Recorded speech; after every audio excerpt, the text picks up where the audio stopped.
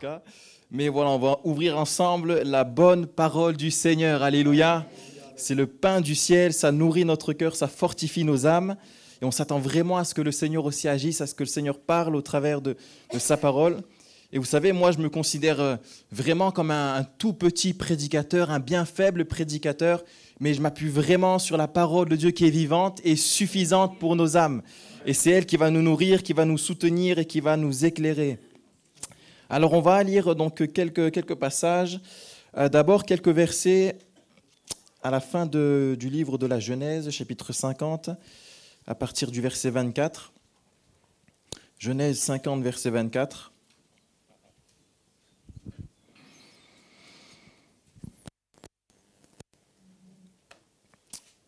Il est dit ceci, Joseph dit à ses frères, « Je vais mourir, mais Dieu vous visitera et il vous fera remonter de ce pays-ci dans le pays qu'il a juré de donner à Abraham, Isaac et à Jacob. » Joseph fit jurer les fils d'Israël en disant, « Dieu vous visitera et vous ferez remonter mes eaux loin d'ici. » Exode chapitre 2, à partir du verset 23.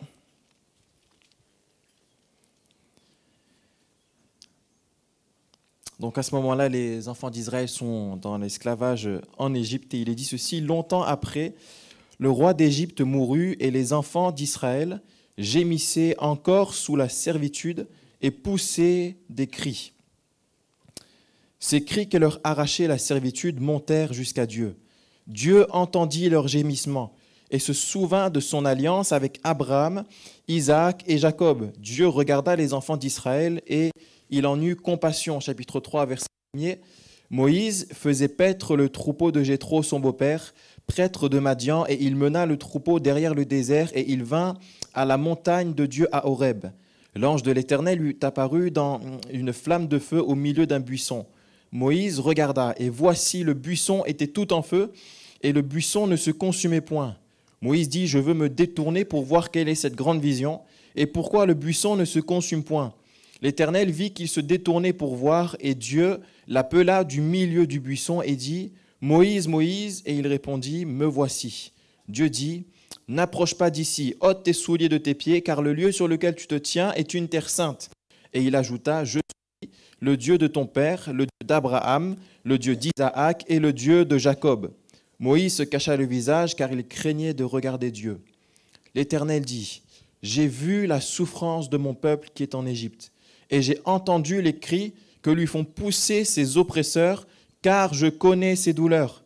Je suis descendu, alléluia, pour le délivrer de la main des Égyptiens, et pour le faire monter de ce pays dans un bon et vaste pays, dans un pays ruisselant de lait et de miel, dans les lieux qu'habitent les Cananéens, les Hétiens, les Amoréens, les Phéréziens, les Héviens et les Jébusiens. Voici les cris des enfants d'Israël sont venus jusqu'à moi, et j'ai vu l'oppression que leur font souffrir les Égyptiens. Maintenant, va, je t'enverrai auprès de Pharaon, et tu feras sortir d'Égypte mon peuple, les enfants d'Israël. » Et un dernier verset que vous connaissez dans le psaume 34, verset 7, « Quand un malheureux crie, l'Éternel entend et il le délivre de toutes ses détresses. » Alléluia. Amen. Alors, ce matin, j'aimerais vous parler du pays promis et du fait d'entrer dans le pays promis, de s'emparer du pays promis et d'y rester. Mais avant toute chose, je vais vous parler de la délivrance, parce que le fait d'entrer dans le pays promis, ça implique d'abord d'avoir été délivré des liens de l'esclavage.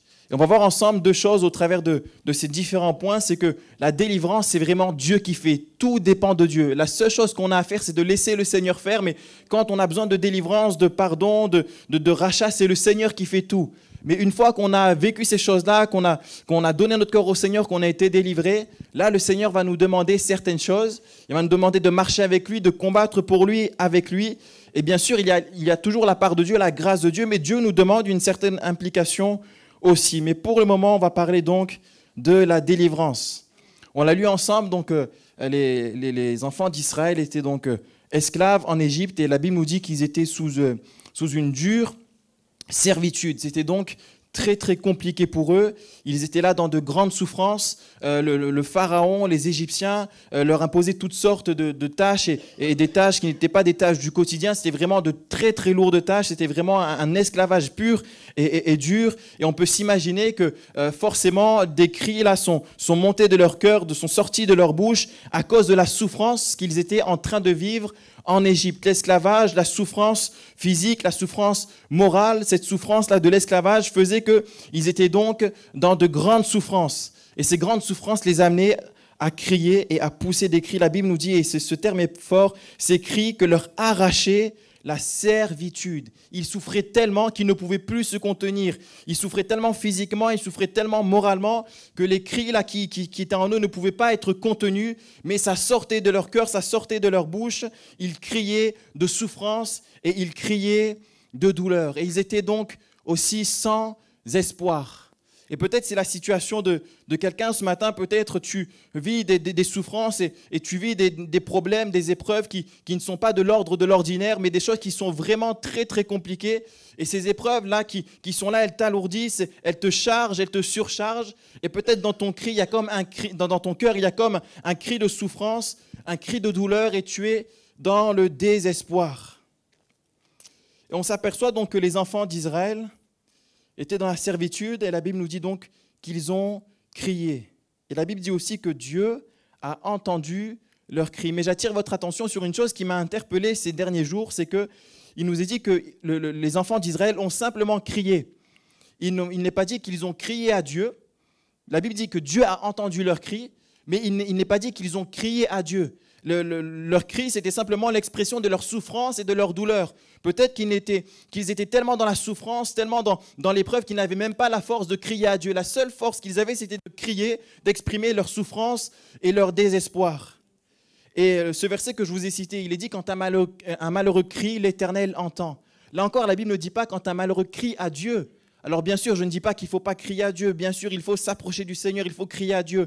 Mais je crois que parfois, il y a des moments qui sont tellement extrêmes, tellement pesants, tellement lourds, qui font qu'on crie. On crie peut-être pas à Dieu, mais on crie. On exprime une souffrance, une douleur qui est extrême. Et ce genre de cris aussi, le Seigneur les entend. Des cris de douleur. Et je pensais à deux exemples de personnes dans le Nouveau Testament qui ont crié, en tout cas, peut-être pas de manière audible, mais un cri qui était certainement présent dans leur cœur. Il y a cette femme qui est donc dans la ville de Naïm que Jésus va rencontrer. Elle vient de perdre son fils unique. Et la Bible nous dit que cette femme déjà était veuve. Donc elle venait déjà de perdre depuis quelque temps, on ne sait pas depuis combien de temps, mais elle venait déjà de perdre son mari. Et donc, elle était veuve. Et déjà, on peut imaginer à quel point ça peut être dur de perdre son mari, de perdre sa femme, de perdre un être aussi cher. Elle devait être déjà dans la tristesse, dans le deuil. Et comme si cela ne suffisait pas, en plus d'avoir perdu son mari, la Bible nous dit qu'elle va perdre son fils et son fils unique.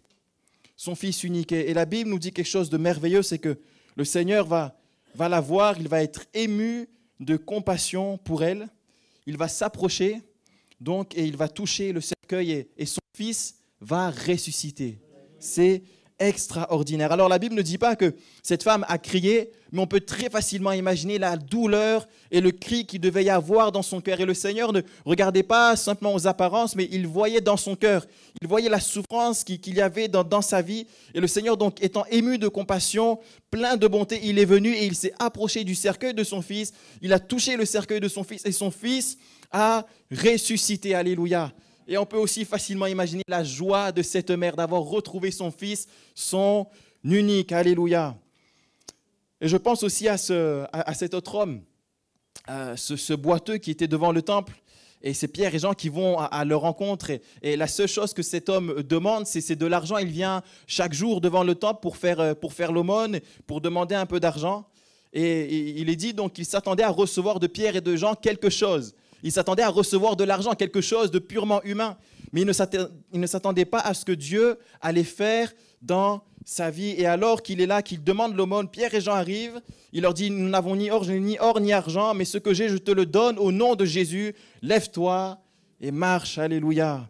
Et donc le miracle va se produire. Mais là aussi, on peut voir dans la vie de cet homme cette souffrance à cause de sa maladie, à cause de son handicap. Certes, dans ce passage-là, dans Acte 3, La Bible ne nous dit pas qu'il va crier à Dieu, mais je crois que Dieu quand même voyait la douleur dans son cœur et le cri quand même qu'il devait y avoir dans son cœur à cause de la souffrance qui était la sienne, souffrance physique, souffrance qui aussi engendrait d'autres difficultés puisque à cause de sa maladie, il ne pouvait pas vivre comme n'importe quel être humain, il ne pouvait pas travailler comme il le voulait, il ne pouvait pas faire ce qu'il voulait. Donc il était aussi comme lié et forcément beaucoup de souffrance dans sa vie. Et Dieu a vu sa souffrance et à ce moment-là, Pierre et Jean, remplis du Saint-Esprit, vont par la puissance de Dieu opérer un miracle et le Seigneur va guérir cet homme.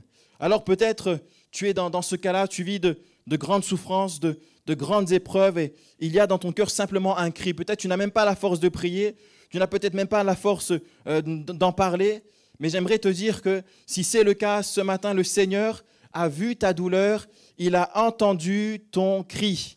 Il n'est pas insensible. Il n'est pas sourd, il ne faut pas croire cela, il ne faut pas croire parfois ces mensonges que le diable va semer dans notre cœur, mais Dieu n'entend pas, Dieu ne t'aime pas, Dieu ne voit pas. Ceci est faux, Dieu est vivant, Dieu est plein d'amour, il a des oreilles pour entendre et des yeux pour voir. Et c'est pour cette raison qu'il nous est dit que lorsque le peuple d'Israël va crier en Égypte, il est dit au chapitre 2, verset 25, Dieu regarda les enfants d'Israël et il en eut compassion. Alléluia. Cela nous montre bien que Dieu voit parfaitement. Il n'est ignorant d'aucune situation, d'aucune de tes difficultés et d'aucune de tes larmes.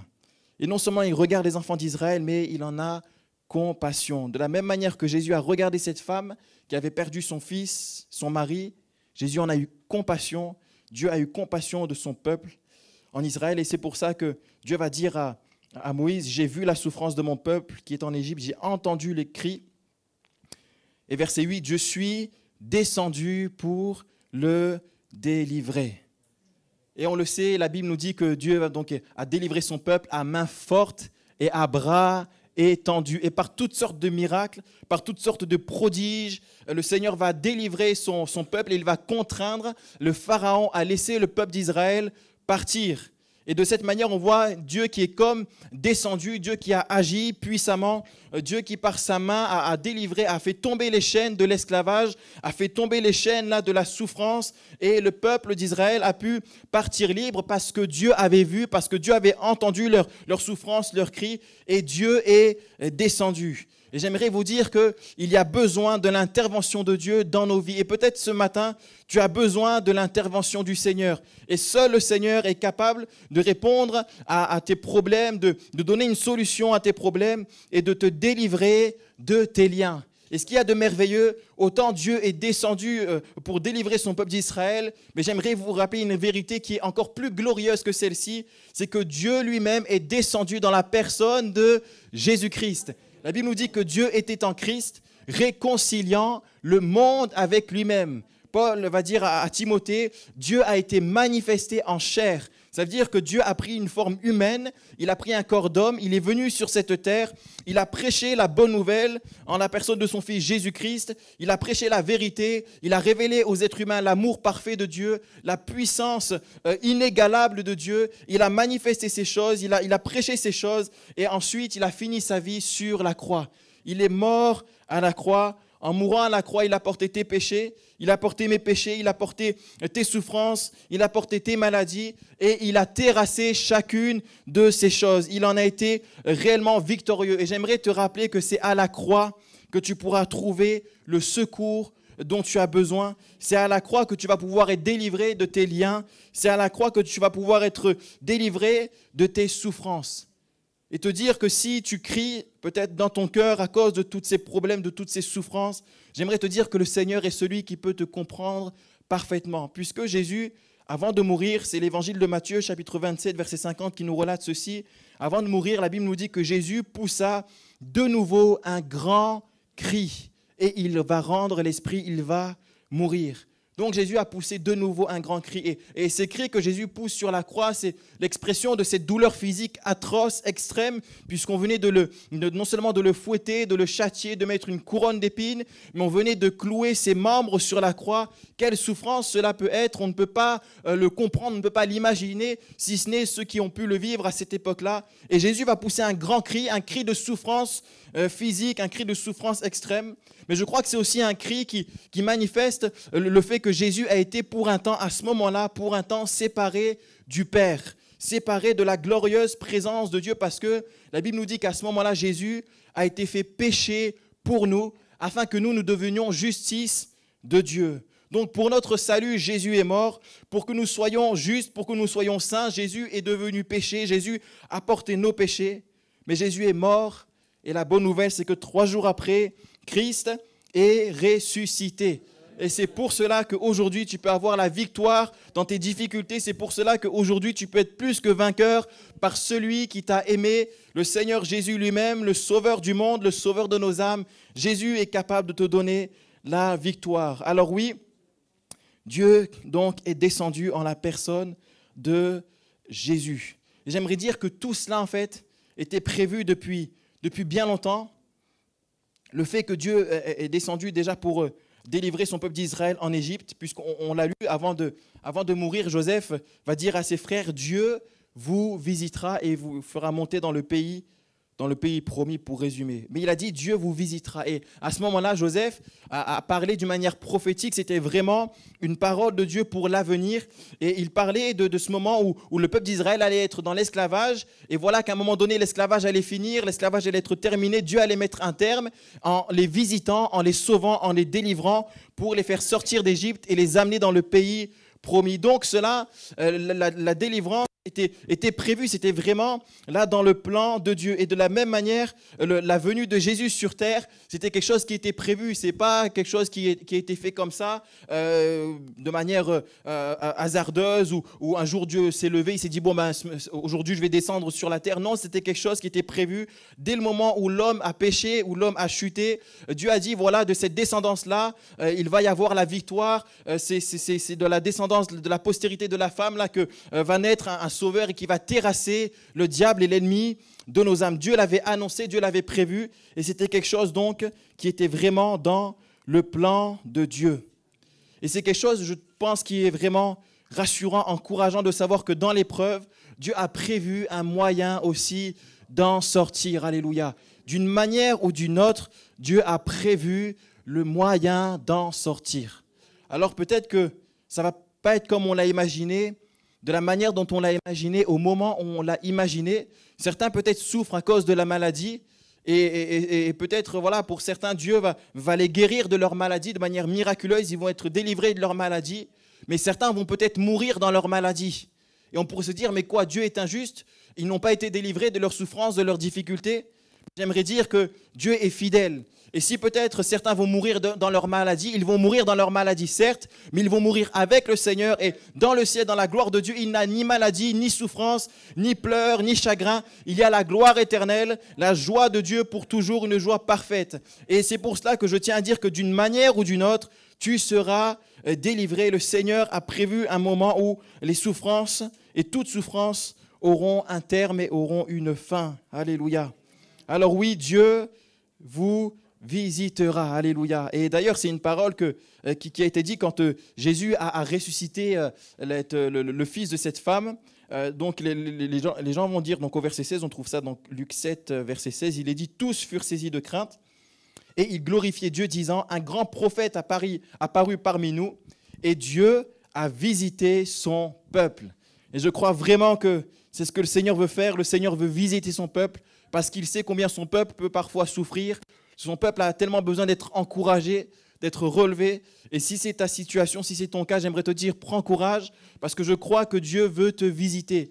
Et il veut te relever, il veut poser sa main sur ton corps, il veut poser sa main sur ton cœur, sur ton âme. Là où tu en as besoin, il est capable de te renouveler et de te fortifier. Et donc, après avoir été délivrés, qu'est-ce qui se passe?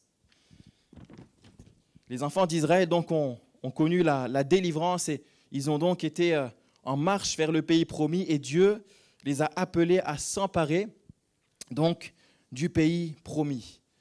Et là, pour revenir à ce que je disais en introduction, on s'aperçoit que quand les enfants d'Israël ont été délivrés, c'est vraiment Dieu lui-même qui est intervenu. Les enfants d'Israël ne pouvaient rien, ils ne pouvaient pas être délivrés par eux-mêmes, ils n'avaient aucune puissance, aucune force face à la puissance de l'Égypte, face à la puissance du Pharaon. Il fallait que ce soit Dieu vraiment qui intervienne. Et donc c'est Dieu qui a tout fait, qui les a délivrés. Mais pour s'emparer du pays promis, Dieu certes va leur dire, je vous livre là, ces ennemis entre vos mains, mais il va aussi leur appeler, les appeler pardon, à mettre leur foi dans la parole, dans la présence de Dieu et à obéir au Seigneur et aussi d'une manière spirituelle aujourd'hui à prendre les armes pour s'emparer de ce que Dieu veut donner à son peuple. Donc Dieu a appelé son peuple alors qu'ils étaient aux portes du pays promis et il voulait qu'ils s'emparent du pays, il voulait qu'ils prennent la victoire sur les ennemis, mais le problème c'était que la première génération à ce moment-là, elle avait tout sauf la foi, tout sauf le désir d'obéir à cause de la crainte que leur suscitaient les ennemis qu'il y avait dans le pays qui était là devant eux. Ils étaient incrédules et leur incrédulité les a amenés à désobéir et à prendre un autre chemin. Et c'est ce qui les a amenés donc à errer dans le désert pendant toutes ces décennies. Et pendant 40 ans, ils vont errer dans le désert alors que Dieu avait prévu quelque chose pour eux. Ils ont été incrédules, ils ont pris un autre chemin, ils se sont retrouvés dans le désert. Et j'aimerais dire que le désert, ce n'était vraiment pas du tout le plan de Dieu. Ce n'était pas du tout ce qui était prévu initialement. Le plan de Dieu, il était tellement clair. On le voit dans Exode chapitre 3, verset 8. Dieu dit ceci, « Je suis descendu pour le délivrer et pour le faire monter de ce pays dans un bon et vaste pays, dans un pays ruisselant de lait. » Donc, il n'y avait pas de période transitoire qui devait durer des années qui était prévue. Ce qui était prévu, c'était la délivrance d'Israël et ensuite le pays promis. Les 40 années n'étaient pas du tout dans le plan de Dieu et ce n'était pas la volonté de Dieu. Mais voilà que parfois notre incrédulité, notre désobéissance peut nous amener à prendre tout un tas de chemins, à faire toutes sortes de détours, à perdre du temps, à perdre toutes sortes de choses. Et le Seigneur vous nous appelle ce matin, je le crois, à mettre notre foi en lui, à lui obéir et à prendre les armes pour s'emparer de ce qu'il a prévu pour nous. Alors qu'est-ce que pour nous le pays promis? Je dirais que le pays promis, c'est tout simplement une vie spirituelle abondante. Une vie spirituelle pleine de fruits. Pleine de fruits, ces fruits qui vont nous faire du bien, ces fruits qui vont nous rassasier, mais ces fruits qui vont pouvoir aussi rassasier ceux qui nous entourent. Et pour nous, le pays promis aujourd'hui, ici-bas, c'est une vie chrétienne, spirituelle, abondante, pleine de la présence de Dieu, pleine de la paix de Dieu, pleine de l'amour de Dieu, pleine de la joie du Seigneur. Et c'est pour cela que Jésus a dit dans Jean 10, verset 10, il a dit « Le voleur ne vient que pour dérober, égorger et détruire, mais moi je suis venu afin que mes brebis aient la vie et qu'elles les m'aiment avec abondance. » C'est donc la volonté du Seigneur que ici-bas nous puissions vivre une vie spirituelle abondante. Alléluia. Une vie où on est vraiment épanoui. Et oui, Jésus l'a rappelé, le voleur, lui, il ne vient que pour dérober. Et je crois que c'est encore une chose que le diable s'attelle à faire, c'est nous détourner du plan de Dieu, chercher à nous voler ce que le Seigneur nous a donné. Et si Jésus a une mission très claire, le diable aussi a une mission très claire. La Bible dit qu'il ne vient que pour dérober. C'est la seule chose pour laquelle il vit, la seule chose pour laquelle il respire. C'est pour détourner les hommes de la volonté de Dieu. C'est pour attraper un maximum de personnes qui se sont données à Jésus-Christ et les prendre de nouveau sous sa coupe. C'est sa volonté, c'est son but. Et il travaille de toutes ses forces pour qu'un maximum soit détruit pour l'éternité. Mais le plan du Seigneur Jésus, de notre Sauveur, c'est de nous donner la vie en abondance. Et le peuple d'Israël a fait donc bien sûr une erreur en ne faisant pas le bon choix, alors il y avait des espions qui avaient été envoyés pour prendre connaissance du pays, de ce qu'il y avait dans ce pays, des habitants de ce pays, de tout ce qui se trouvait dans ce pays. Ils vont dire quand même quelque chose de frappant, c'est que, bon, après ils vont parler des ennemis, mais juste avant, ils vont parler des fruits qu'il y a, des fruits qui sont énormes. Il est question d'une grappe de raisin qui est tellement grosse, tellement lourde qu'il fallait la porter au moyen d'une perche avec 2 personnes pour porter cette grappe de raisin. Imaginez à quel point cette grappe de raisin devait être en grande quantité. Et c'est pour dire les nombreux fruits et les fruits abondants qu'il y avait dans ce pays. Et il aurait suffi qu'ils fassent confiance au Seigneur, qu'ils obéissent au Seigneur pour manger ces fruits, pour se rassasier et pour être pleinement épanouis. Mais moi, j'aimerais vous parler d'un autre fruit. Certes, il y a de bons fruits ici-bas. Moi, je ne sais pas ce que vous aimez. Moi, j'aime bien les mangues, les litchis. Je viens de La Réunion. Tout ça, c'est pas mal. Donc, c'est vrai qu'il y a de bons fruits. Mais aucun de ces fruits ne pourrait égaler le fruit de l'esprit. Alléluia. Galates 5, 22 nous parle de tous ces fruits que le Seigneur voudrait nous donner, que le Seigneur voudrait nous faire vivre. Et la Bible nous parle de ce fruit de l'esprit. C'est le Saint-Esprit qui peut produire ces fruits. Et Dieu veut nous faire entrer dans cette vie-là de l'esprit, dans cette vie abondante. Mais parfois, il peut y avoir des obstacles pour qu'on entre là dans cette vie pleine de fruits et pleine de joie. Et je crois que le Seigneur nous demande simplement de mettre notre foi en lui. Des fois, on peut se poser la question, mais à quoi bon donner son cœur au Seigneur ? À quoi bon continuer à marcher avec le Seigneur si c'est pour autant souffrir, si c'est pour autant subir ? J'aimerais vraiment t'encourager et te dire, n'abandonne pas, mets ta foi dans le Seigneur, ne te détourne pas du chemin du Seigneur, parce que c'est sûr et certain, si tu t'accroches à lui, il va te faire vivre cette vie spirituelle et même au milieu de l'épreuve, ton cœur sera dans la paix. Et malheureusement, les enfants d'Israël vont être donc pleins de crainte, ils vont se détourner. Je crois qu'ils avaient oublié une chose très, très importante. C'était que celui qui était avec eux était bien plus grand que tous les ennemis puissants, forts qu'il y avait dans ce pays. Et la Bible nous dit que celui qui vit en nous, il est plus grand que celui qui vit dans le monde. Notre Seigneur est bien plus grand que le diable, que l'ennemi de nos âmes. Il est plus grand que toutes sortes d'épreuves qu'on peut rencontrer, que toutes sortes de problèmes. Et c'est par la foi en lui, c'est par l'obéissance à sa parole, et c'est en prenant ces armes spirituelles qu'on va pouvoir aller de l'avant et vivre ce que Dieu a prévu pour nous. Alors, est-ce qu'il y a quelqu'un ce matin qui veut vivre le plan de Dieu ? Est-ce qu'il y a quelqu'un ce matin qui veut vivre cette vie spirituelle abondante ? Parce que des fois, malheureusement, on peut voir trop de personnes qui, dans le passé, ont donné leur cœur au Seigneur, mais malheureusement, ils sont là, ils gémissent sans cesse, ils ruminent sans cesse, ils pensent aux problèmes. Et je ne jette pas la pierre parce que quand on traverse des problèmes tellement grands, tellement compliqués, on peut comprendre la souffrance. Mais j'aimerais te dire qu'il y a autre chose pour toi que les gémissements, que les douleurs. Il y a pour toi la joie réelle du Seigneur. Et pour cela, le Seigneur t'appelle à replacer peut-être ta confiance en lui. Il t'appelle donc à mettre le Seigneur en premier dans ta vie. Et je crois que de cette manière, tu vas t'emparer du pays promis, tu vas t'emparer de tous ses fruits. Tu ne vas plus être un jour dans la joie et le lendemain dans la tristesse, un jour plein d'amour et le lendemain plein de rancœur. Non, c'est quelque chose qui va être constant parce que c'est à cela que le Seigneur t'appelle. Il ne t'appelle pas à passer dans le pays promis simplement, mais il t'appelle à aller dans le pays promis et à y rester. Il veut que tu demeures dans le pays promis, il veut que tu demeures dans cette vie chrétienne abondante. Et pour cela, tu as besoin de mettre toute ta confiance dans le Seigneur Jésus parce que c'est par lui seul que tu vas pouvoir entrer dans ces choses.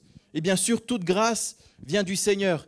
Tout don parfait vient du Seigneur. Mais le Seigneur t'appelle à prendre ces choses qu'il a mis comme sur une table plein de mets succulents, de mets gras, des choses qui vont te rassasier, qui vont te faire tellement de bien. Et si tu restes assis là où tu es, à ruminer, à gémir, si tu restes assis là où tu es, à ressasser les problèmes, les difficultés, et que tu ne te saisis pas de ces choses, alors tu vas rester dans la souffrance, tu vas rester dans les larmes, et tu ne donneras pas l'occasion là au Seigneur de faire du bien à ton cœur. Alors je te dirais, prends courage, lève-toi et rassasie-toi de la présence du Seigneur, rassasie-toi de la parole du Seigneur et laisse-toi envahir de sa présence. Laisse-toi envahir de sa joie, de sa paix et de son amour. Et compte sur lui parce qu'il veut te bénir. Et il va te bénir peu importe ce que tu vis. Et souviens-toi de ce verset quand un malheureux crie, l'Éternel entend et il le délivre de toutes ses détresse. Alléluia. Et le verset précédent, c'est quand on tourne les regards vers lui, on est rayonnant de joie. Alléluia. Tellement de joie. Il y a d'abondante joie devant la face de Dieu, dans la présence du Seigneur. Et c'est à ses pieds qu'on trouve ces choses. Alors ne détourne pas ton regard, ne détourne pas tes pas. Si peut-être pendant quelques instants, pendant quelques jours, quelques semaines, tu as détourné ton regard du Seigneur, certes tu as continué peut-être à venir à l'église, mais dans ton cœur, tu n'es plus vraiment dans la présence du Seigneur, alors reviens à lui de tout ton cœur, de toute ton âme, de toute ta force, et tu verras que le Seigneur est fidèle. Il est plein d'amour. Et la Bible dit que lorsque nous on est infidèles, Dieu lui, il demeure fidèle. Alors ne te laisse pas accabler par les mensonges du diable qui vont t'amener à rester loin de Dieu, mais souviens-toi de la parole de Dieu, de l'amour de Dieu pour toi. Dieu demeure fidèle. Alléluia.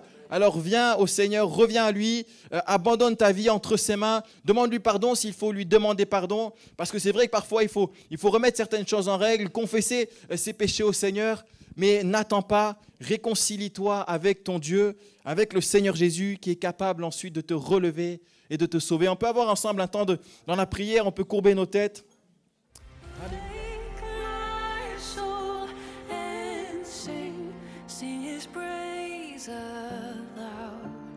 Sing his praise aloud.